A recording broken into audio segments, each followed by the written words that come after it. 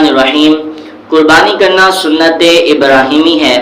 آج میں آپ کو بتاؤں گا جانور کے اندر 15 ایسے عیب کہ جن جانوروں کے اندر یہ 15 عیب پائے جائیں تو ان جانوروں کی قربانی کرنا ناجائز ہے۔ نمبر 1، جس جانور کے پیدائشی سینگ نہیں تھے تو اس جانور کی قربانی کرنا جائز ہے، اور اگر کسی جانور کے سینگ ٹوٹ چکے اور اس طرح ٹوٹے کہ جڑ تک ختم ہو گئے تو اس جانور کی قربانی کرنا ناجائز ہے۔ اگر اس سے کم ہے تو قربانی کرنا جائز ہے۔ نمبر 2، اگر کوئی جانور مکمل طور پر نہیں چرتا تو اس جانور کی قربانی کرنا ناجائز ہے، اور اگر کبھی چرتا ہے کبھی نہیں چرتا تو قربانی کرنا جائز ہے۔ نمبر 3، ایسا کمزور جانور کہ جس کی ہڈیوں میں مغز نہ ہو تو اس جانور کی قربانی کرنا بھی ناجائز ہے۔ نمبر 4، ایسا جانور جو کہ اندھا ہے تو اس جانور کی قربانی کرنا بھی ناجائز ہے۔ اور نمبر 5، ایسا جانور جو کہ کانا ہے اور اس کا کانا پن ظاہر ہوتا ہے تو اس جانور کی قربانی کرنا بھی ناجائز ہے۔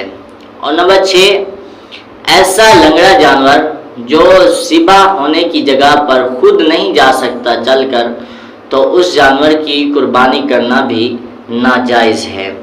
اور نمبر 7، ایسا بیمار جانور جس کی بیماری ظاہر ہوتی ہو تو اس جانور کی قربانی کرنا بھی ناجائز ہے۔ اور نمبر 8، جس کے کان کٹے ہوئے ہوں تو اس جانور کی قربانی کرنا بھی ناجائز ہے۔ اور نمبر 9، جس جانور کی دم کٹی ہوئی ہو تو اس جانور کی قربانی کرنا بھی ناجائز ہے۔ اور نمبر 10، جس جانور کے دانت نہ ہوں تو اس جانور کی قربانی کرنا بھی ناجائز ہے۔ اور نمبر 11، جس جانور کے تھن کٹے ہوئے ہوں تو اس جانور کی قربانی کرنا بھی ناجائز ہے۔ اور نمبر 12، جس جانور کے تھن خشک ہو گئے ہوں تو اس جانور کی قربانی کرنا بھی ناجائز ہے۔ بکری کا ایک تھن اور گائے اور بھینس کے دونوں تھن خشک ہو گئے تو قربانی کرنا ناجائز ہے۔ اور نمبر 13، جس جانور کی ناک کٹی ہوئی ہو تو اس جانور کی قربانی کرنا بھی ناجائز ہے۔ اور نمبر 14، جس جانور کے اندر مرد اور عورتوں والی دونوں علامتیں پائے جائیں تو اس جانور کی قربانی کرنا بھی ناجائز ہے۔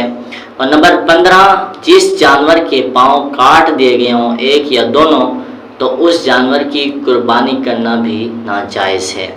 تو یہ 15 عیب تھے جس جانور کے اندر پائے جائیں تو اس جانور کی قربانی کرنا ناجائز ہے۔